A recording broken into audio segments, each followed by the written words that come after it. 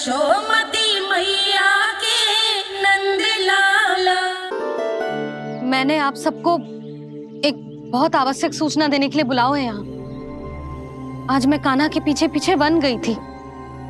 वहां मैंने कछु ऐसा देखो है जिसकी कल्पना करना भी असंभव है। मैंने बहुत विचित्र मानव देखो वहां, जो मानव जैसा भी ना था। जो भी था ना, साधारण जीव तो ना था। पर जसोदा, ऐसा कैसे संभव हो सकता है? क्या बुद्धि लगाई है यशोदा ने। मेरे सामने एक ना चली तो अब गोपियों को अपनी योजना में सम्मिलित कर रही है। आप तो मेरा विश्वास करो मौसी, मैं सच्ची कह रही हूं। उसका तो सर भी विचित्र था।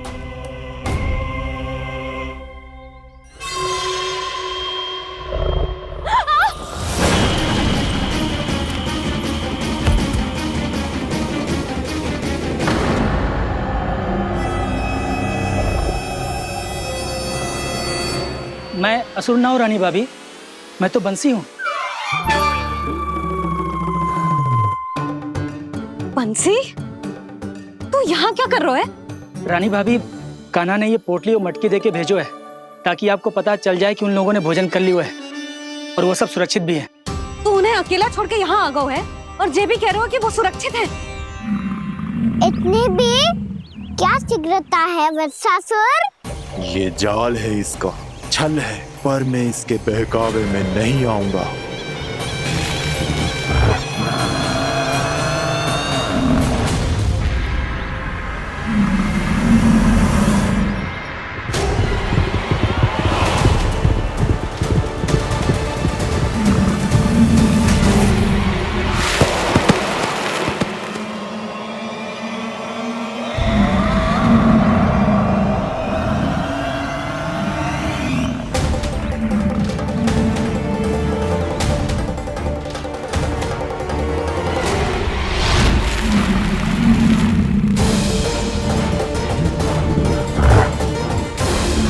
कब तक बच पाएगा तू?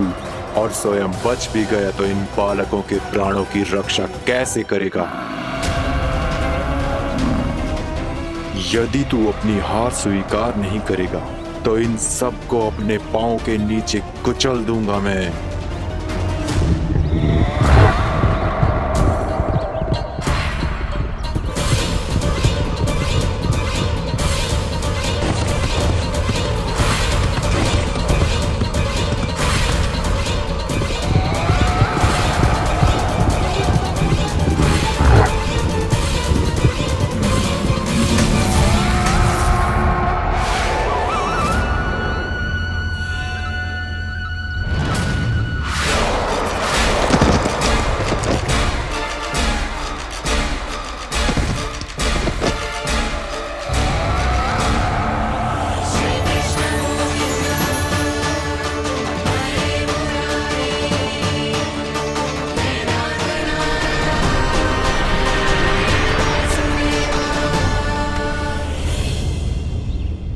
उलझन में क्यों प्रमिला?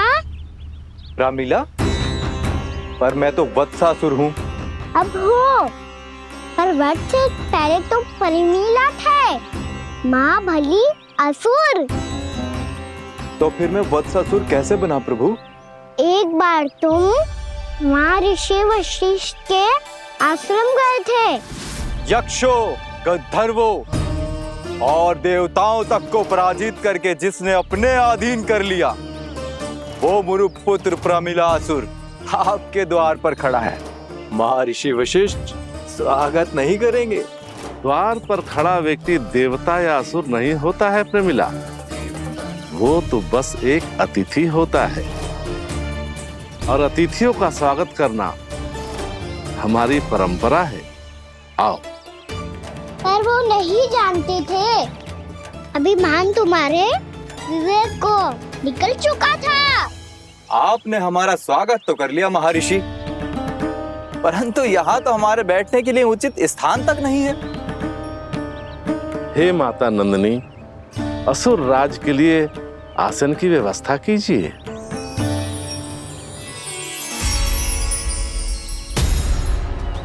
विराजिए असुरराज।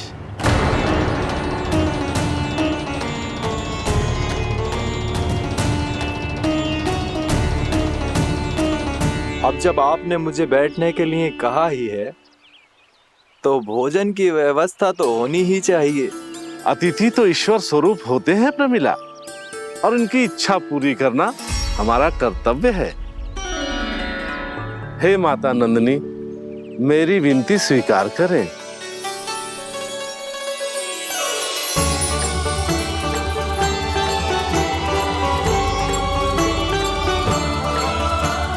आरंभ करो प्रमिला। ये तो बहुत ही चमत्कारी गाय है, किसी भी मूल्य पर इसे प्राप्त करना ही होगा मुझे। फिर तुमने ऋषि वशिष्ठ से नंदिनी को पाने की योजना बनाई और कुछ ही दिन के बाद ब्राह्मण का रूप लेकर उनके आश्रम पहुंच गए। कहिए ब्राह्मण देव, मैं आपकी क्या सेवा कर सकता हूँ? महर्षि वशिष्ठ के आश्रम आया हूँ। रिक्त हाथ वापस लौटना तो संभव ही नहीं है। ईश्वर की कृपा से आपके मन में जो है वो सब मिलेगा। अपनी इच्छा प्रकट कीजिए ब्राह्मण देव। तो महर्षि, ये गाय मुझे दान में दे दीजिए। गाय मुझे दान में दे दीजिए। किस सोच विचार में पड़ गए महर्षि? क्या आप ब्राह्मण की इच्छा पूरी किए बिना ही उसे आश्रम से लौटा देंगे? किंतु इस ढोंगी के कुचक्र में मत फंसिए महर्षि। ये ब्राह्मण नहीं, असुर प्रमीला है, जो छल में मुझे आपसे छीनने आया है। छल? मेरे साथ छल करता है दुष्ट? तुझे इस कपट का दंड अवश्य मिलेगा। माता नंदिनी, इसके कुकर्म का फल दीजिए। तूने एक दिव्य गाय को पाने के लोभ में अपना वेश बदला था। अब मैं तुझे श्राप देती हूँ, तेरा वेश सदा सदा के लिए बदल जाएगा। इसी क्षण से गाय का बछड़ा अर्थात वत्स बन जाएगा तू वत्सासुर, बन जाएगा तू वत्सासुर। ये क्या हो रहा है मुझे?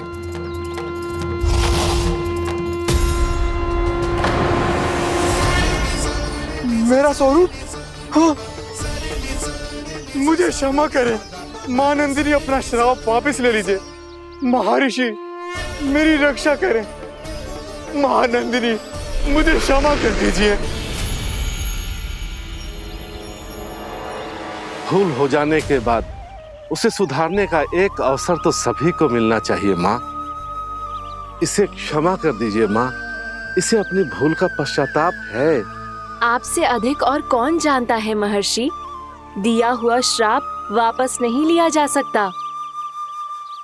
पर मैं तुम्हें वरदान देती हूँ, तुम्हें वत्सासुर के रूप में केवल द्वापर युग तक रहना होगा। उसके बाद स्वयं प्रभु श्री विष्णु के अवतार तुम्हें मुक्ति प्रदान करेंगे।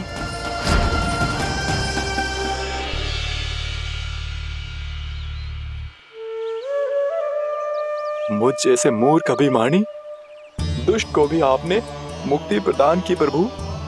जब भी किसी को अपनी भूल का आभास होता है, वो उसी क्षण क्षमा पाने की योग्य बन जाता है। और जिसने वर्षों तक पश्चाताप भी किया हो, उसके लिए तो मुक्ति का मार्ग भी सहज खुल जाता है।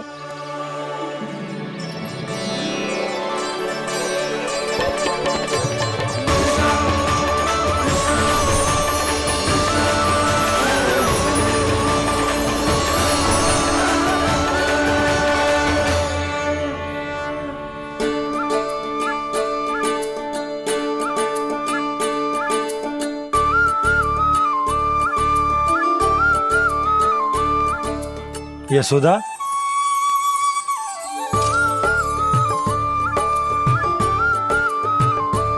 यशोदा, कुम्हार के यहाँ से दीपक ले आए हूं। हर बार की भांति इस बार भी पूरा गांव दीपों से जगमगा उठे हो। वृंदावन में जे हमारी पहली दीपावली है और जे हम बड़ी धूमधाम से मनाएंगे। रानी भाभी, तोरण के रूप में जे टांग दो दौर पे। हाँ, टांग दी। अरे ठहरो, बंसी जे तोरण थोड़ी ना है। तोरण तो आम के पत्तों और गेंदे के फूल का बनता है। किसने कही तुझे ऐसे टांगने के लिए? तोरण क्यों टांगते हैं पता है? हे नारायण, तोरण इसलिए टांगते हैं ताकि बुराई और नकारात्मकता को हम द्वार के बाहर ही रोक दें और भीतर उन शक्तियों को आमंत्रित करें जो ऊर्जा, उत्साह और दिव्यता से भरी हो, जैसे मैया लक्ष्मी। रानी भाभी, ये बात समझ में ना आई कि तोरण में केवल आम के पत्तों और गेंदे के फूलों को ही क्यों लगाया जाता है? वो इसलिए बंसी क्योंकि आम के पत्ते घर के भीतर की दूषित वायु को खींचकर बाहर निकाल देते हैं और किसी भी प्रकार की नकारात्मक ऊर्जा को उसका हरा रंग घर के भीतर प्रवेश ना करने देते और आंखों को शांति और सुखद अनुभव कराता है, वो बात अलग। इसी प्रकार से गेंदे के फूल भी किसी भी प्रकार की नकारात्मक ऊर्जा को घर के भीतर प्रवेश ना करने देते और उनकी गंध से कीड़े मकोड़े भी घर से दूर ही रहते हैं। समझ में आई बात? जी समझ गए हो। हाँ तो समझ गए हो तो जा ना, शीघ्र आम के पत्ते लेके आ जा। जी। यशोदा, अपने कान्हा के गौचारण से लौटने की प्रतीक्षा में तुम जितनी व्याकुल हो ना, उतना व्याकुल तो अयोध्यावासी भी ना थे भगवान श्री राम के वनवास से लौटने पर। हर मैया के लिए उसका लल्ला श्री राम ही होता है। अच्छा एक बात बताओ, तुम अपने श्री राम, मेरा अर्थ है कि तुम्हारे लल्ला की प्रतीक्षा ऐसे ही भूखे प्यासे खड़े रहकर इस द्वार पर करने वाली हो क्या? भोजन की स्मृति सता रही है आपको? अपने लल्ला की कोई चिंता ना है। सारे बालक वन में अकेले हैं, अब तो बंसी भी यहाँ आ गए हैं। नारायण ही रक्षा करे उन सबकी, कहीं कोई अनहोनी ना हो जाए। इतने घने वन में कहीं कोई पशु या कोई राक्षस आ गो तो? अभी तो कह रही थी कि तुम्हारा लल्ला श्री राम है। अरे श्री राम तो 14 बरस का वनवास काटकर सुरक्षित अपने घर लौट आए थे। तुम्हारा लल्ला तो सवेरे गया है गौचरण को, गोधूली के पहले वापस आ जाएगा। चिंता मती करो यशोदा, अकेले रहकर सब संभालेगो तभी तो हर परिस्थिति का सामना अच्छे से कर पाएगो।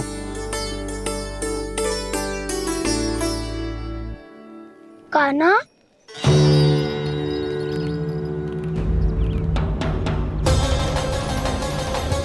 अब की बार तो पूरा फंस गया। अब इस स्थिति को कैसे संभालूं? जी कैसे हो? जी वच तो हमारो ना है। जी वच तो है ही ना। जी तो एक बहुत भयानक राक्षस लग रहा है। राक्षस? सच्ची बता कान्हा, जे तूने तो ना कियो? है जा कान्हा, हम घर लौट जाएंगे। अब पहरा देने की मेरी बारी है। आप जाओ और विश्राम करो।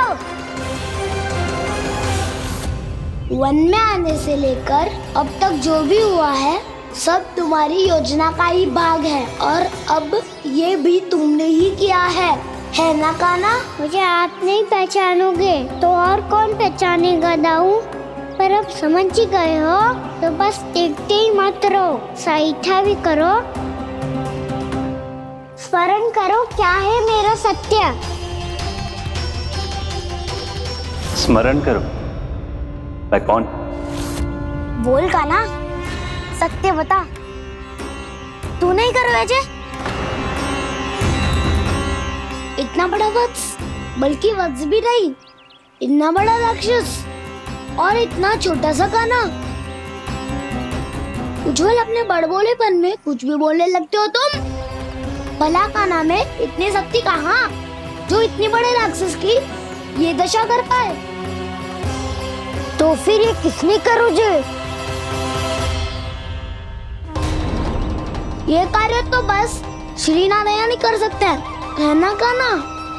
इतनी क्षमता तो उन्हीं में हो सकती है, पर सिखाओ इसके बारे में गांव में किसी को पता ना चलना चाहिए।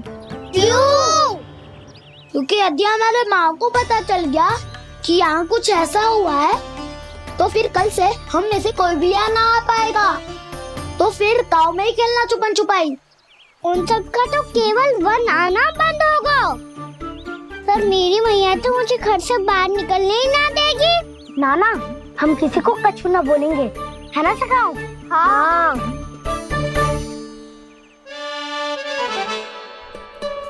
क्या होगा हो सकता? तो हाँ क्यों ना कह रहा है? क्योंकि हम यदि वन में आते ही रहे और ऐसे ही भयानक राक्षस या पशु ने हम पर फिर से आक्रमण कर दिया तो कान्हा है ना, मेरे कहने का अर्थ है कि श्री नारायण है ना, जैसे उन्होंने आज हमारे प्राणों की रक्षा की, भविष्य में भी वही करेंगे। तो चलो और सारे के सारे खाद होली का समय हो गया है, वापस चलो चाहिए। मना तो कर दिया है, पर ये सब मानेंगे यदि इनमें से किसी ने भी भैया के सामने मेरा भेद खोल दिया तो?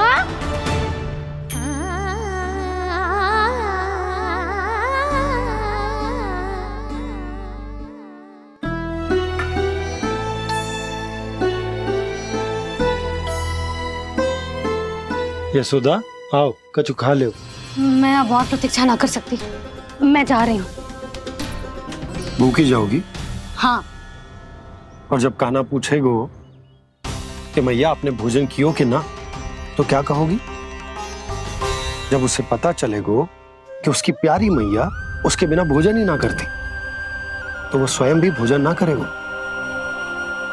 पूरे दिन भूखा रहेगो। यही चाहती हो तुम?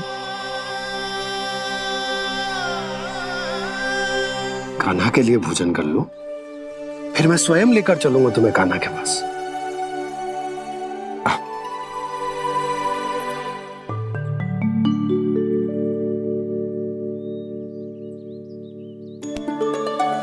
आपने कान्हा का नाम लियो है, इसीलिए खा रही हूँ।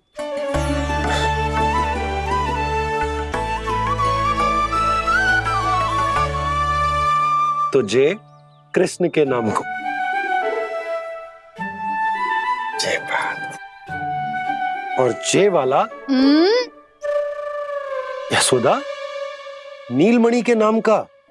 अरे नीलमणि के नाम का मान ना रखोगी तो उसे लगेगो कि ये कृष्ण कान्हा जैसे नए नाम आ जाने से उसका पुराना नाम फीका पड़ गो। स्मरण है ना तुम्हें कि कान्हा के नामकरण से पहले नीलमणि नाम ने हमारा कितना साथ दिया? तो जे तो खाना पड़ेगा। हाँ। बस। और जे अपने नटखट मुरलीधर कान्हा के लिए। आपने पूरा भोजन करा दियो, अब चलो, ले चलो मुझे उसके पास। आपने कही थी ना? हाँ यशोदा, ये लो।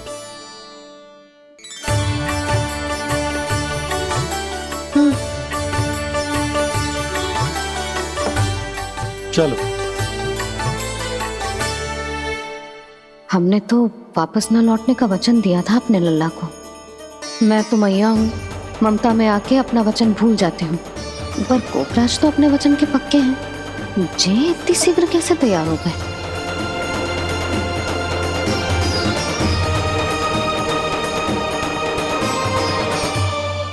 मरण है ना, आज जो हुआ है उसके बारे में कोई एक शब्द भी ना बोलेगा, समझ गए? हम तो समझ गए कान्हा, और हम बताएंगे भी ना। पर इसकी मृत्यु देखकर क्या करें? यदि किसी गांव वाले ने देख लिया तो हमें तो बताने की आवश्यकता ही ना पड़ेगा। चिंता मत करो, श्री नारायण सब संभाल लेंगे। ये जहाँ से आया है वही पहुँचा देंगे इसे। वाह दाऊ, क्या सुझाव दिया है आपने?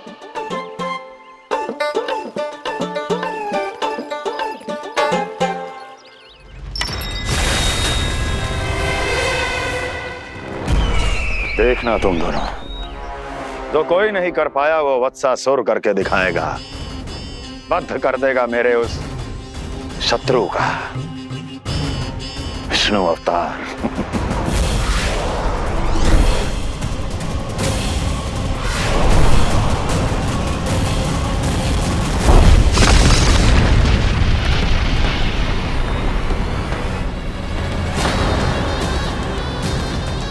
वत्सासुर!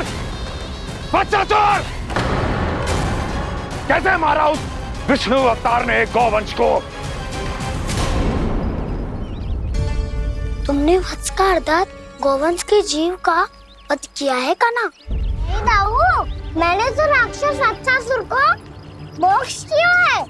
अपने कर्मों को घुमा फिरा के सही सिद्ध मत करो कान्हा। मेरी बात सुनो, मैं दाऊ हूँ तुम्हारा। वो जो भी था था तो गौवंश से ही ना। तुमसे उसकी हत्या हुई है और तुम्हें इसका प्रायश्चित करना ही चाहिए। ऐसे करूं